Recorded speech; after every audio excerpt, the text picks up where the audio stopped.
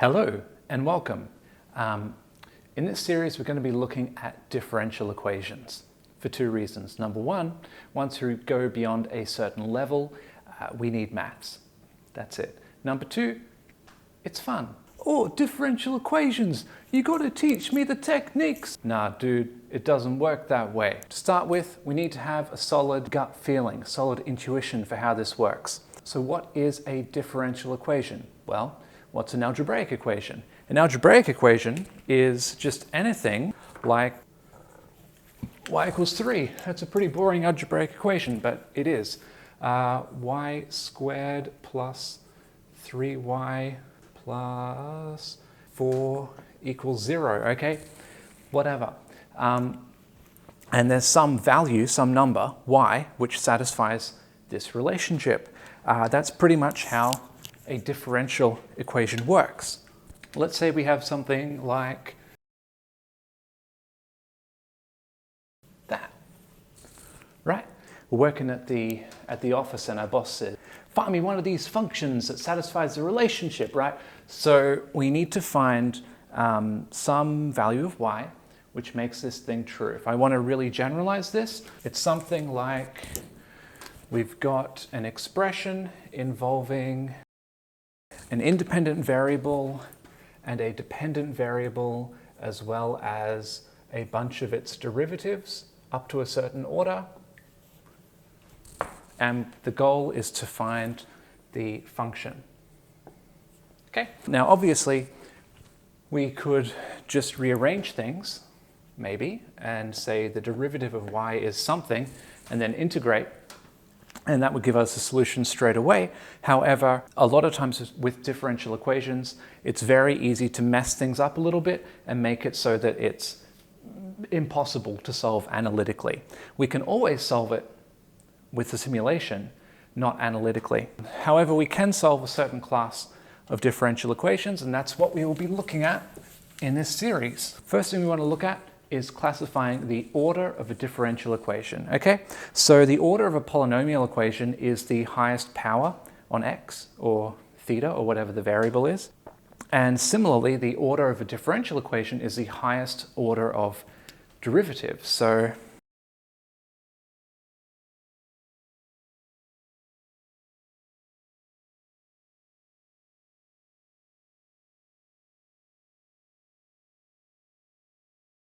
here's a bunch of examples. We look at the first one.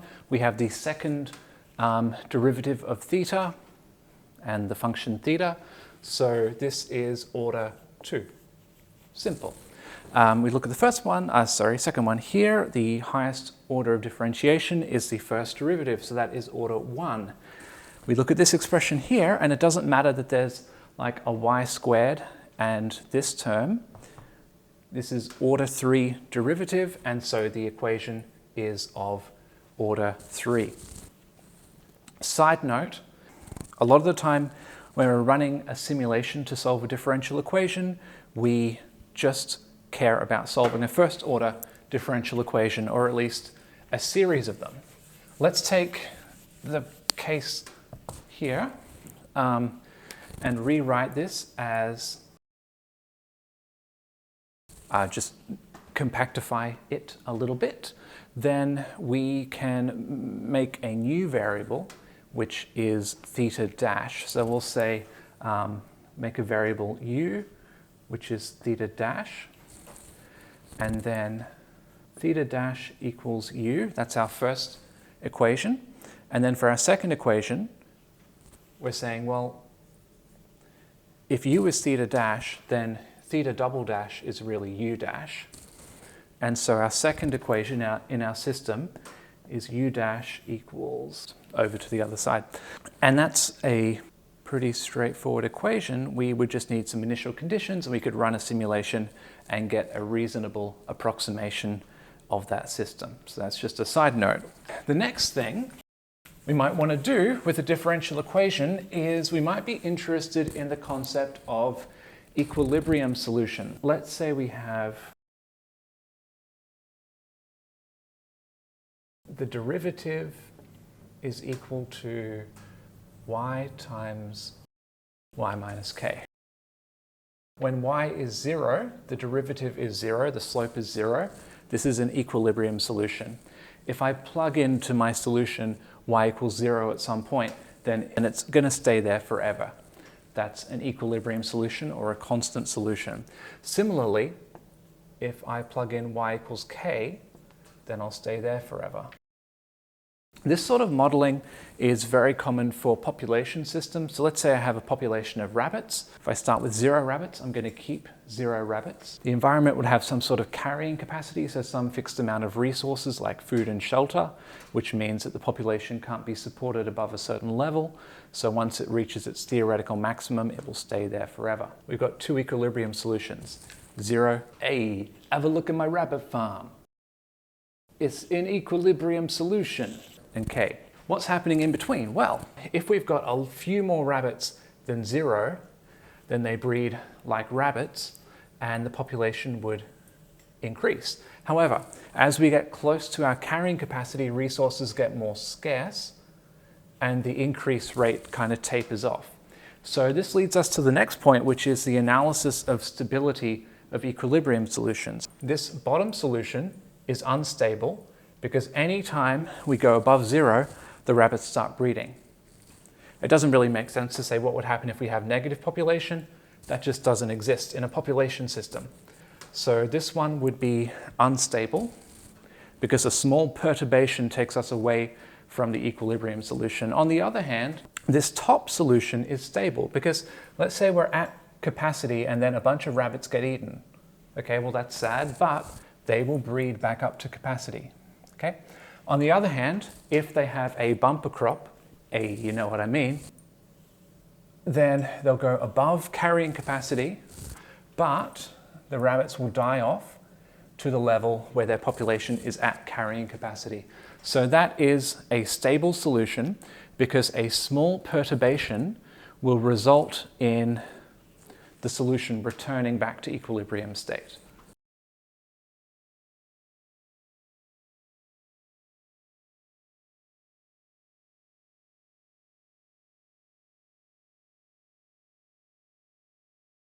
Okay, show that y equals a times e to the negative kt is a solution to the ODE dy dt equals negative ky, then not t, oops, sorry. Okay, so this is a common problem. A common, good first start is just verifying that something is a solution. So a common issue that I see with students is they'll take something like this and they'll say, okay, let's take this differential equation, let's solve it and check that the general solution is this solution here, and that's correct, but it's not the straightforward, easy way to do it. The easy way to do it is we're not being asked to solve, we're just being asked to verify. So start with that and say, okay, start with the solution and say, what is its derivative? Okay, so we have the derivative of a constant multiplier. Makes no difference, so that's still there. The derivative of an exponential is, well, exactly equal, right? That's the standard rule for differentiating exponentials. However, by the chain rule, we also have to multiply by the derivative of the argument for the exponential, so the derivative of this term here. Well, that's a linear term. Its derivative is negative k. And then we can recognize, just by plugging in, that we do in fact have negative k times y, and that is in fact a solution.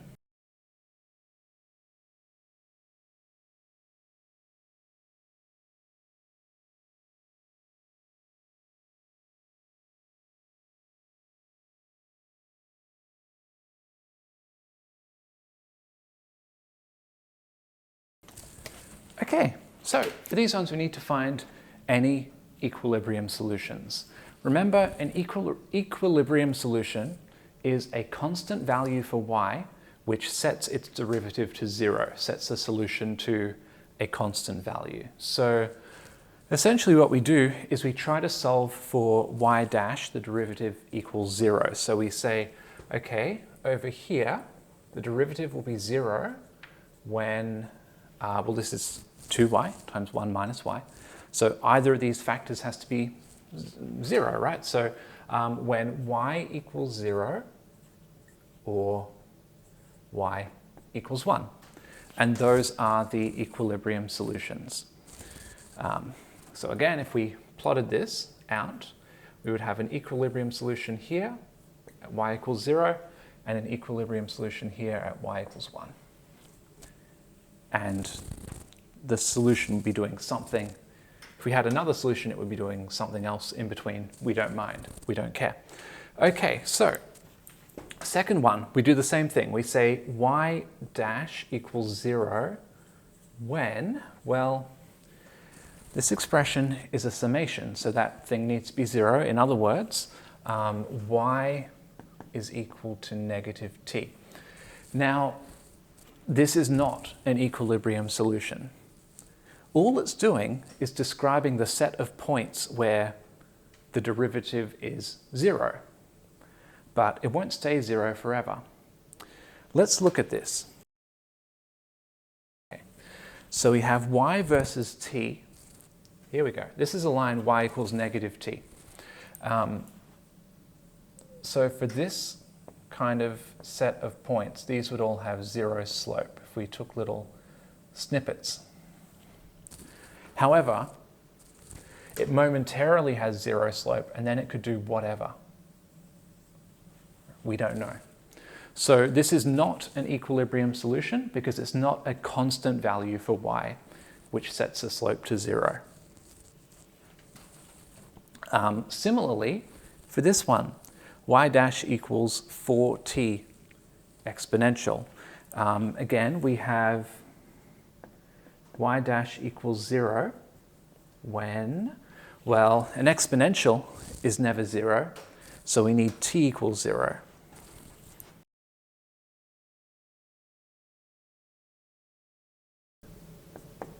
Well, here's a set of points where t equals 0.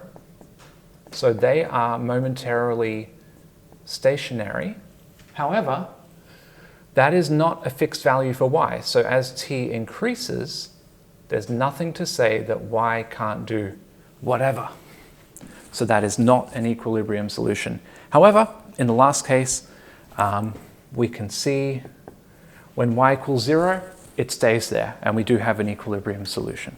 Okay, so let's summarize what we went through. I know it's been quite a lot to take in the first video. So basically, the simplest type of differential equation is one where we have an expression for the slope, which is just the first derivative, and it's something very simple.